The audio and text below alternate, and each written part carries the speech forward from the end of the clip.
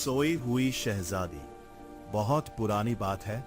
एक हसीन और बढ़िया राज्य था जिसका नाम सुवर्णपुर था।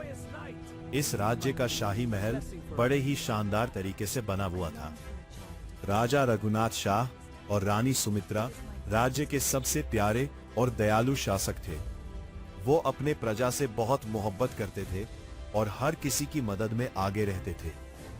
राजा और रानी को कई सालों तक संतान नहीं हुई। सब लोग उन्हें बधाई देते और दुआ करते रहे। आखिरकार एक चांदनी रात को रानी सुमित्रा ने एक सुंदर शहजादी को जन्म दिया।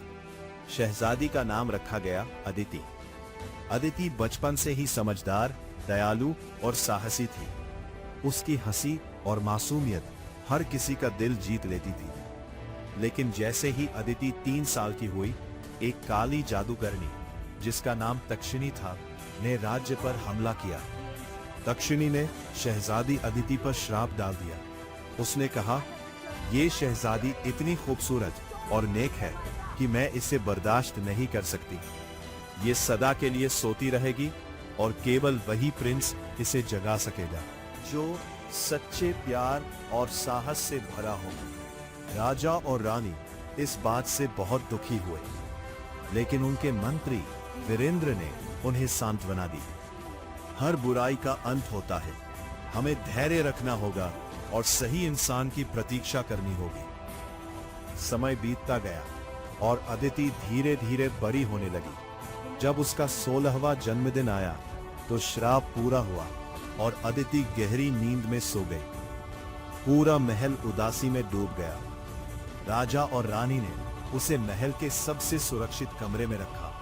चारों ओर जादुई सुरक्षा कर दी। समाचार फैल गया कि अदिति सो रही है और केवल वही प्रिंस उसे जगा सकेगा जो सच्चा साहस और सच्चा प्यार दिखाए। कई राजकुमारों ने कोशिश की, लेकिन कोई सफल नहीं हुआ। एक दिन एक बहादुर और दयालु राजकुमार अरविंद की खबर आई। उसे साहस और नेक दिल के लिए जाना जाता था। उसने ठान लिया कि वह अदिति को जगा कर दिखाएगा। अरविंद ने खतरनाक यात्रा शुरू की। रास्ता कठिन और भयंकर था। घने जंगल, ऊंचे पहाड़ और तेज नदियां उसे रोकना चाहते थे। रास्ते में उसने कई रहस्यमयी प्राणियों से सामना किया, जिनमें एक विशाल भालू, चालाक लोमड़ी और ज्ञानवान गरुड़ शामिल थे। लेकिन अरविंद ने अपने साहस और दयालु हृदय से हर संकट को पार किया। आखिरकार वो महल के पास पहुंचा। महल के चारों ओर जादुई कांटेदार बेलें उगी हुई थी। ये केवल उसी को रास्ता देती थी जो दिल से निष्कलंक हो। अरविंद ने अपने प्रेम और साहस की शक्ति दिखाई और बेलें अपने आप हट गईं। अंदर प्रवेश करते ही उसने देखा कि अदिति गहरी नींद में सो रही थी। उसकी मासूमियत और खूबसूरती ने अरविंद का दिल छू लिया। उसने याद किया कि उसे केवल सच्चा प्यार और साहस दिखाना है। अरविंद धीरे धीरे अदिति के पास बैठा और कहा, अदिति, तुम्हारा राज्य और लोग तुम्हें चाहते हैं। यह नींद अब समाप्त हो सकती है। जागो और अपनी शक्ति से सबको आश्चर्यचकित करो। तभी जादुई श्राप टूट गया। अदिति ने अपनी आंखें खोली। महल में खुशी की लहर दौड़ गई। राजा और रानी ने अरविंद को गले लगाया।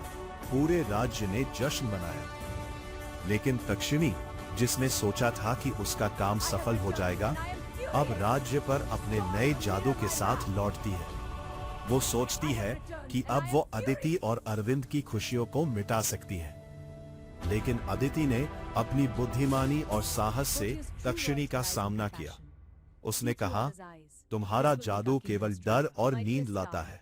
सच्चा प्यार और साहस हर बुराई को हराते हैं। अदिति और अरविंद ने मिलकर तक्षिणी को परास्त किया। तक्षिणी की शक्ति समाप्त हो गई और वो जंगल की गहराइयों में चली गई। राज्य में सच्चाई, प्रेम और साहस की विजय हुई। अदिति और अरविंद ने राज्य में नई शिक्षा और न्याय स्थापित किया। उन्होंने लोगों को सिखाया कि सच्चा साहस तलवार में नहीं बल्कि दिल में होता है और सच्चा प्यार हर बुराई पर विजय पाता है। राजा और रानी ने अपने जीवन के अंतिम वर्षों में देखा कि राज्य खुशहाल और न्यायपूर्ण है।